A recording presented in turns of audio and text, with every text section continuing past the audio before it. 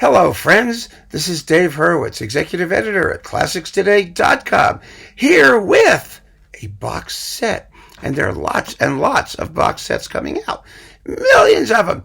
But this one, I think, has more interest than most. And no, it's not one of the starriest big-name conductors, major label extravaganzas. It is Neeme Järvi, A Life on Chandos. Now, there's a certain amount of chutzpah in this title because Neeme Järvi wasn't discovered by Chandos and hasn't had his life there at all. He was discovered basically by BIS, the Swedish label, and did a lot of his work there before he also started doing work on Chandos and then went to Deutsche Grammophon and did all kinds of other things. But Järvi is a fascinating character in today's conductorial firmament. And the reason is because of how his career developed. It really is quite the story. It depended on quite an amazing concatenation of factors. Those factors were, let's run them down. First of all, politics, the collapse of the Soviet Union, which freed up the artists from the Baltic republics, Järvi is from Estonia, to go and make careers in the West at their whims, which was a great thing.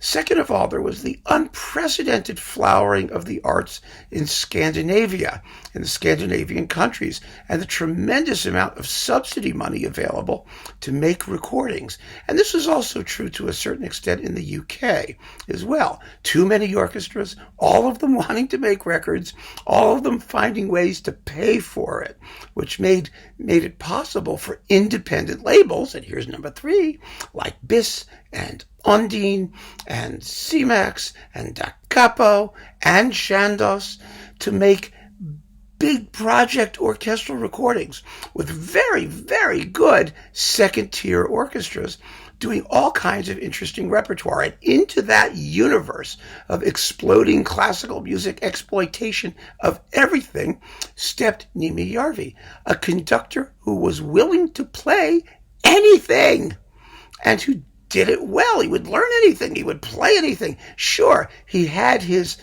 specific affinities. He had his Scandinavian composers. He had Tubin. He had some personal stuff he did that no one else did, which was always important to have. But essentially, he was willing to just get in there and let it rip. And good for him, because he's a very, very talented conductor. True, he does not do Haydn, Mozart, and Beethoven. His Brahms was mediocre. His Bruckner ranged from the horrible in the 8th Symphony to the really weird but kind of intriguing, as in the 5th Symphony. He didn't do the German standards, but he did all of the interesting repertoire that these labels needed. And they needed a good conductor to get in there. And he was by no means just a time beater. But he was a conductor of a very specific type, which I just think is fascinating in this day and age. Now, this box, let's look at this thing, is 25 CDs. He's done more than 100 for Chandos, for that label. And really, a lot of them are extraordinary. I mean, Järvi's record as a conductor is as good as anyone's out there. He has as many hits and misses as anyone, probably more hits than most. And he's been very well supported by his labels, by and large, including Chandos. And in this fabulous booklet, which contains these 25 favorite CDs, you see him. And oh my God, he's wearing a scarf. He's wearing a scarf, which is ironic because, as Freud once said, sometimes a scarf is just a scarf. Järvi does not wear the white scarf of irredeemable chutzpah. He does not regard himself as an infallible entity. I know, I've spoken to him. He's a really nice guy. And beyond that, his willingness to just get into the trenches and play the music, even if it's not the most popular music or the most famous music, is really, really admirable, even noble. And as a conductor, like I said, he's a very interesting type.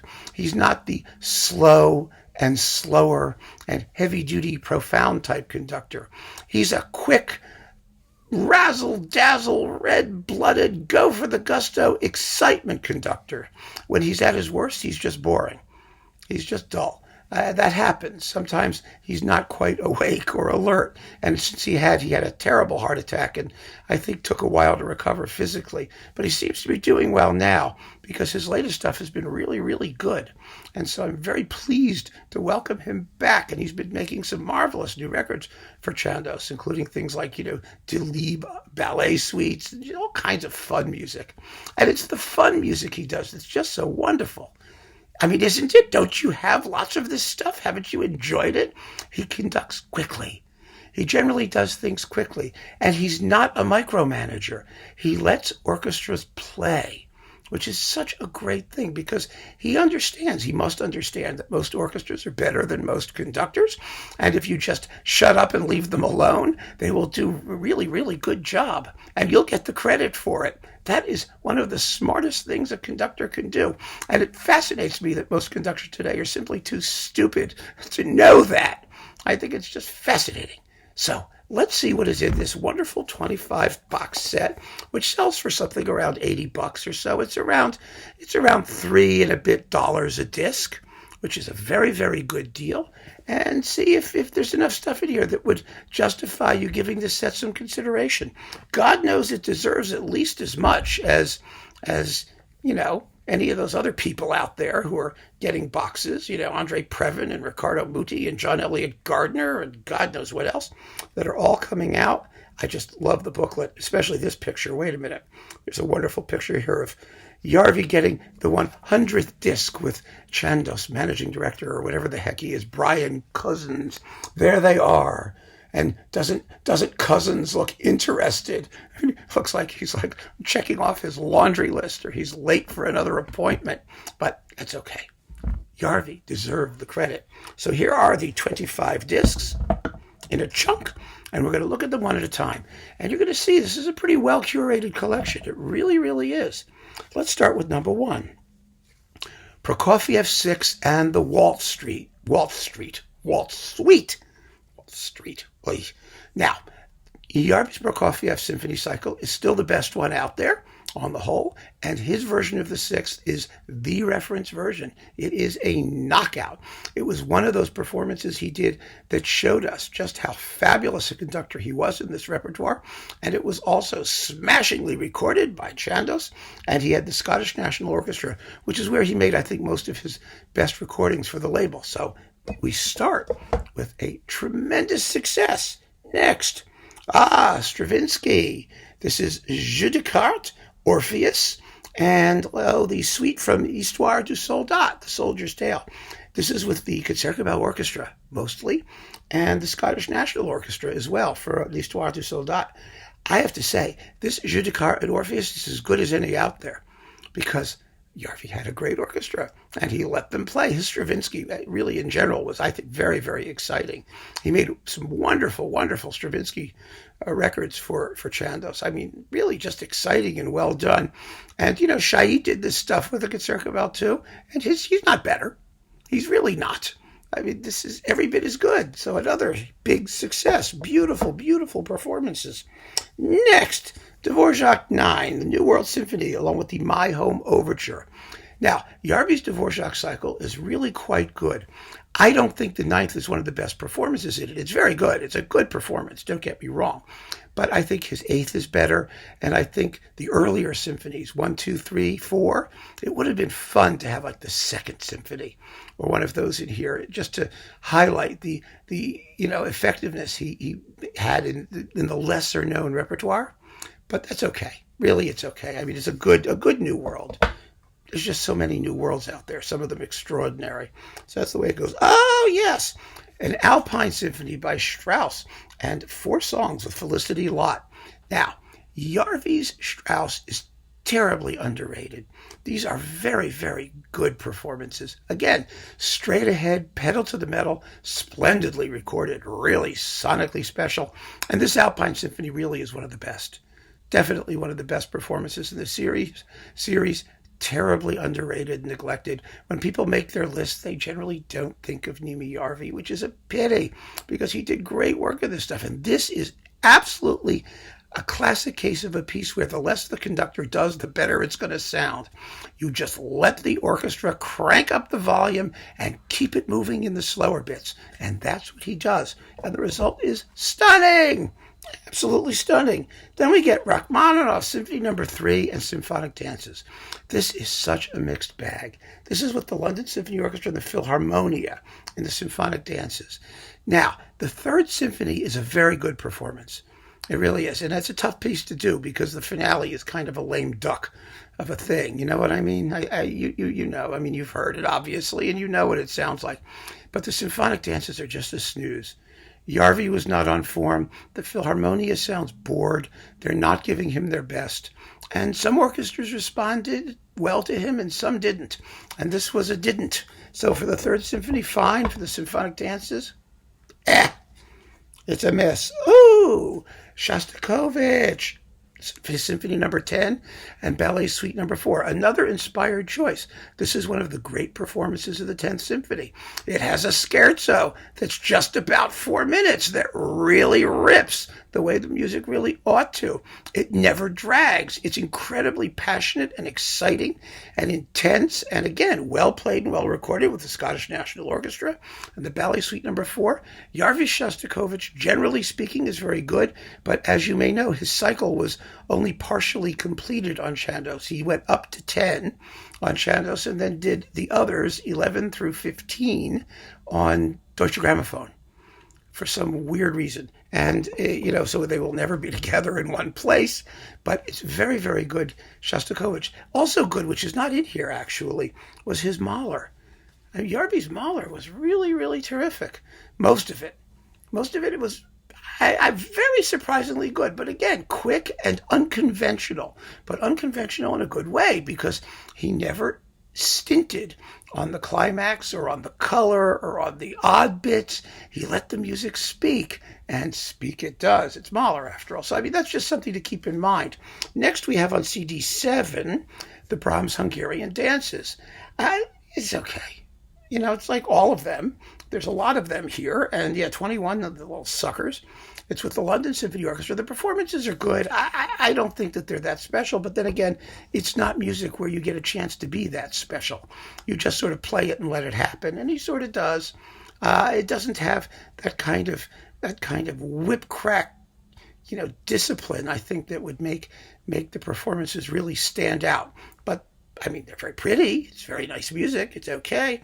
Weber overtures with the Philharmonia. Now, it's great to have all of these Weber overtures on a single disc. But again, it's the Philharmonia. I don't know. They just didn't respond to Järvi as well as some of the other orchestras did. The performances are not bad, but they're rather perfunctory. They really are. Still, for the repertoire alone, though, just to have them all. I mean, you get Peter Schmal and Turandot and the Jubel Overture and the Ruler of the Spirits and Preziosa and Euryanthe and all of this stuff. To have it all together is a really good thing because there just aren't so many discs that are this generous in the Weber Overture universe. And so, the choice of repertoire was a big deal in making these records a success and in giving Järvi some of the extra reputation, the fine reputation that he has as a generally good conductor all around. The Kodai with the Chicago Symphony, the Galanta Dances, Harianos, and the Peacock Variations. Very exciting. A very exciting record. Well done. I think it was a live recording. Sonically, it was not one of the better ones in the series. It's not bad, not by any stretch of the imagination, but the performances are you've got like Zell and those people who just are so hair-raisingly precise, and Adam Fischer and Frichoy. And we're not talking about performances at that level. This is a more generalized version of excellence, but it's still very, very good. I mean, you just can't argue with it. And then we have Sam Barber, Symphonies 1 and 2, The School for Scandal, and the Barber Adagio with the Detroit Symphony. I don't think that Järvi's Barber was particularly successful, given the competition. The people like Zinman or Thomas Shippers or some of the other people out there. But this disc has the best of it. First of all, the Second Symphony is still unusual.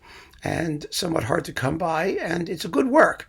It's a good work, even though Barbara disowned it later. And this performance of the first is a good effort, a very, very good effort of a beautiful and neglected work. So if you want to get his Barbara, his American period, which I think his Detroit recordings were very hit and miss. His Ives was, But but the Ellington stuff was great. It would have been nice to have that here, I think, in preference to Barber. His Copland was so-so, but yes, this is well chosen. It was a good idea to throw that in there. Then Tchaikovsky, the complete incidental music to the Snow Maiden. You're not going to find it anywhere else, not easily, not this well done, or this attractively played and sung. And the music is beautiful. It's a rarely heard work. It's a big, long score. It's like 79 minutes of stuff here. And how many people know it? Fabulous. Wonderful to have. The kind of stuff that Järvi does so well. Just really, really brings a jolt of excitement to music you've never heard before, and he makes you wish you knew it, which is wonderful. The Detroit Symphony Mavlast. So many good Mavlasts out there. This is not one of the best ones. Again, respectable, decent, well played, well recorded, but, how you going to compete, right? Everyone's got their favorite Mavlast. It's nice that he did it. It's not outstanding. Wagner. Oh, yeah. This is The Ring in Orchestral Adventure, coupled with the Siegfried Idyll. And now it's the Royal Scottish National Orchestra. They got their royalty attached to them. This is wonderful. This is exciting. This is the same, orchestral fantasy thing that Edo de Waart did on those ugliest ever record album series, which you can find in my ugliest ever record album series of videos. And whereas de Waart's performances were just snoozeroos, this is really on top of it. This is fun to listen to. It's everything you wanted to hear from The Ring in one, 50 some odd minutes of music, and then the Siegfried Idyll. And it's played fast. Oh, God, it's so much better when it only lasts like 15 or 16 minutes as opposed to 20-something.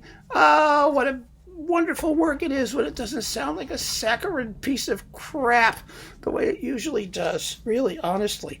Oh, and this one is wonderful. CD 14, Johann Halverson.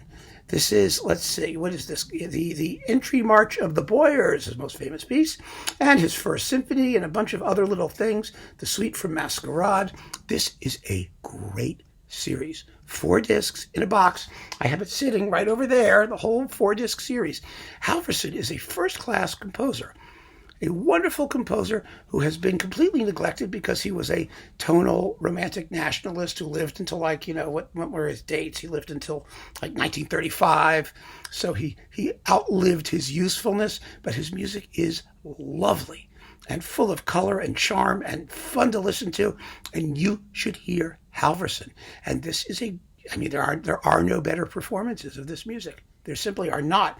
This is with the Bergen Philharmonic, so it's with the hometown team, and it's a wonderful series. I would just get the whole 4-disc series if you can, but it's wonderful to have this in here as a sample of what it sounds like. Saint-Saëns. All kinds of weird, interesting short stuff. Now, this contains a scorcher of a performance of the Bacchanal from Samson and Delilah, and a really good Phaeton where the thunderbolt Zeus hurls and strikes him and goes kapow! Oh, it's just terrific. Elsewhere, however, Järvi is quite insensitive. The Danse Macabre could have a heck of a lot more elegance and attention to coloristic detail.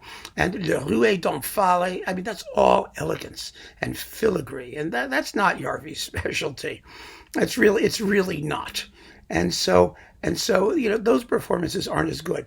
But you do get just an amazing amount of stuff. The Overture to Spartacus and Le Princesse Jaune and A Night in Lisbon and the Coronation March. And you get all the tone poems. You get La Jeunesse d'Hercule, which is actually quite well done. So, hits and misses, but some very, very good stuff. And again, because of the choice of repertoire, it has its value. It has its value. Nothing's less than decent, and some of it's fabulous. Franz von Suppe, Overtures and Marches. When was the last time you saw a collection of Franz von Suppe overtures and marches? And they're wonderful. I mean, the Light Cavalry, and you know all the tunes, you just don't know where you've heard them. You know, it's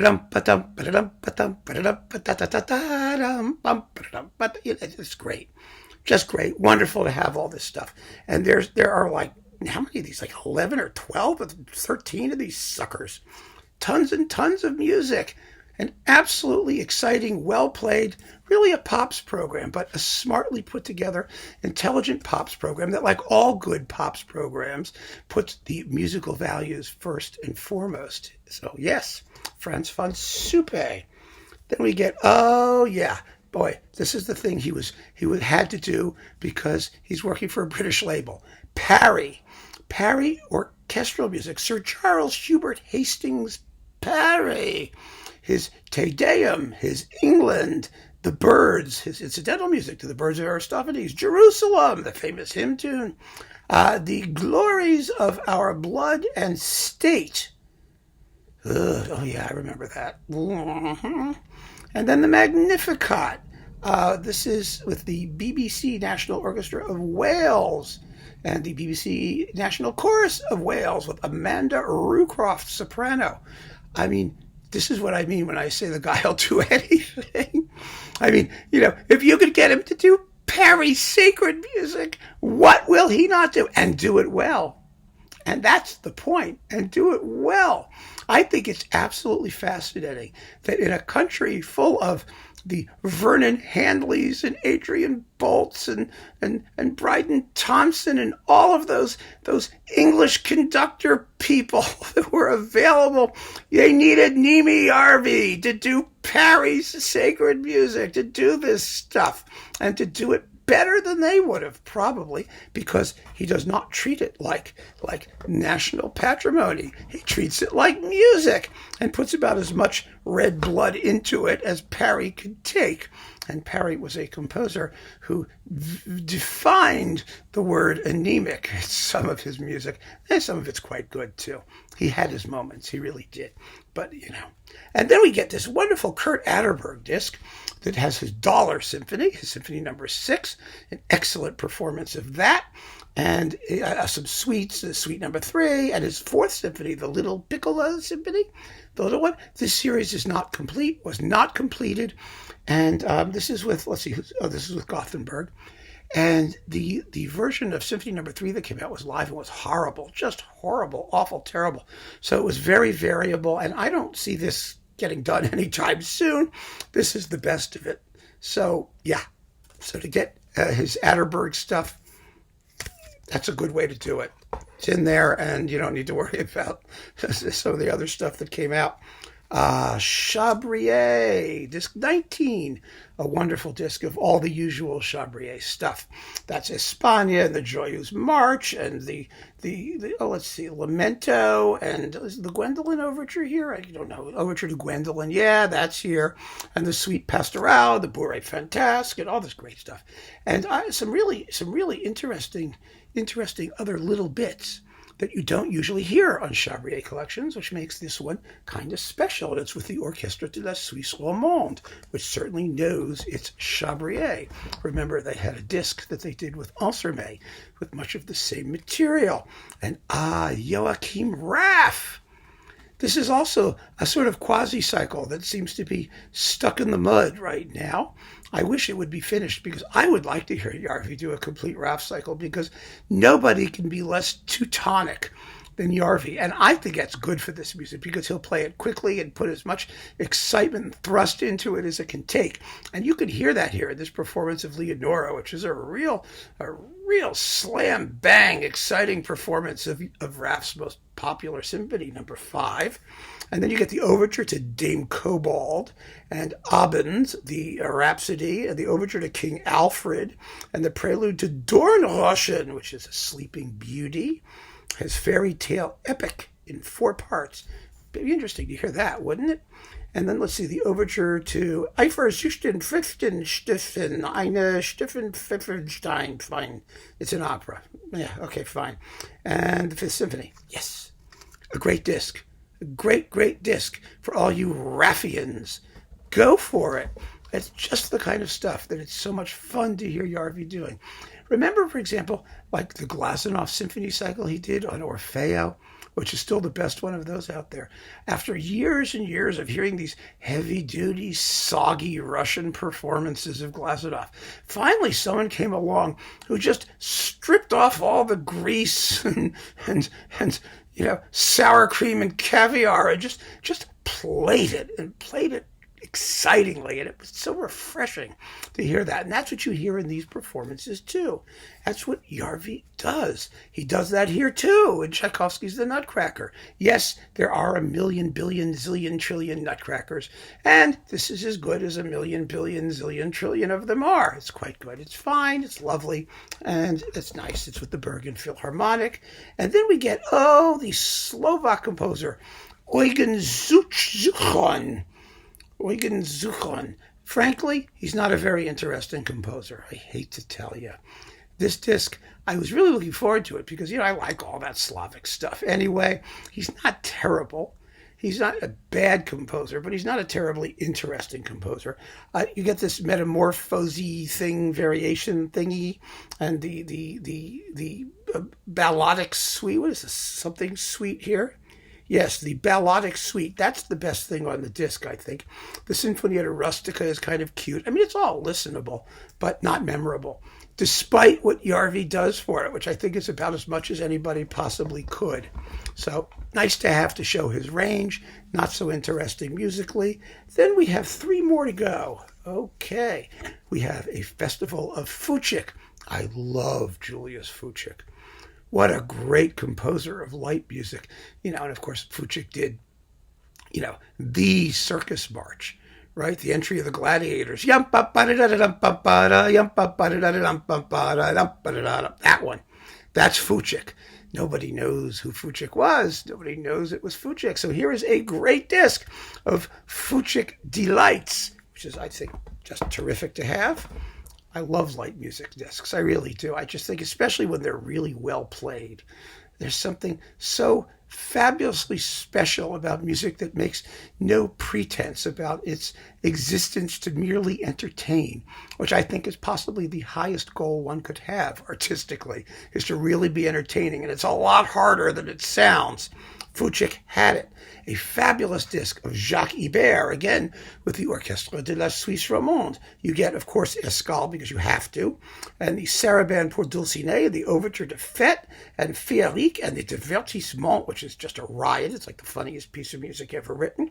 And the Hommage à Mozart, and the Suite Symphonique Paris, and the Bacchanal. Great stuff. And a delightful disc, again, beautifully conceptualized. These discs are so well put together, so well chosen in repertoire, always containing familiar and less familiar works, and more of them. So you get your money's worth. You get 70, 80 minutes of music. It's just wonderful, absolutely wonderful.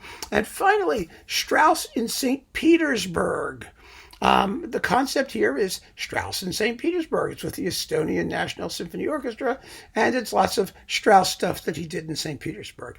Personally, I don't find the concept to be all that overwhelmingly appealing, but the program itself is, it's the Strausses. It's Johann too, and Johann and Joseph, and those people. And it's lots of marches and waltzes, and you know what it is.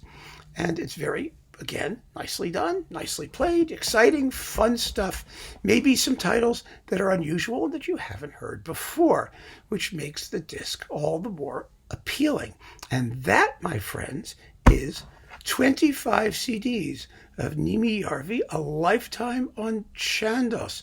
I wish his lifetime continues for many, many, many more years. It's nice to have a retrospective, but someday I will look forward to the big Neeme Järvi multi-hundred disc box coming from these people. I really hope that they appreciate the treasure that he represents, and that you and all of us music lovers give him the credit he deserves for bringing so much pleasure to so many people through so much repertoire, familiar and unfamiliar, all conducted in an unfussy, unpretentious, exciting, and musically rewarding way. So, there's a box set that's worth getting while you can. That's why I did this talk now. Quite frankly, I've had this for quite a while, but I figured, it may go out of print. Who knows how long it's going to be around. Get it while you can, because this is really good stuff. It really, really is. And you won't do better. You just won't do better. 25 discs. How many of these are duds? Maybe 2 or 3? And not even total duds, just sort of quasi-duds. It's pretty damn good. Intelligent set. Thank you, Chandos. Good job, folks. Keep on listening and take care.